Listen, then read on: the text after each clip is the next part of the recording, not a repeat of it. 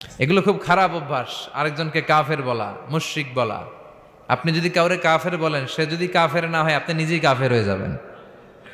ফতুয়া দেয় তুই কাফের, তুই কাফের, তোর নানা কাফের, তোর পীর সাহেব কাফের, তোর এই কাফের পীর সাহেব মারা গেলে যে এখানে কবর দিবে, ওই কবরের উপরে যে ঘাস জন্মাবে, ওই ঘাস যে গরু খাবে, ওই গরুর যে দুধ খাবে, ও কাফের। আছে না এরকম ফতুয়া? এই দেশের জাতীয় খেলার নাম কি জানেন? হাডুডু। টাইনে আপনারা নিচে নিয়ে আসবে।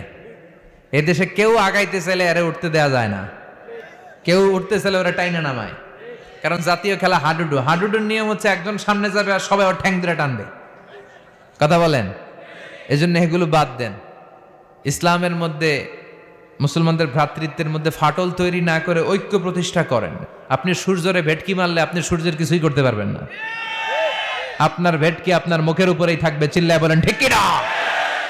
এজন্য যার কাছে ভালো যেটা আছে ওইটা নেন, আর পিছনে লাগালাগি বন্ধ করে দেন। এই হিংসা, এই প্রতিহিংসা পরায়ণতায় জেলাসি আমাদেরকে শেষ করে দিল।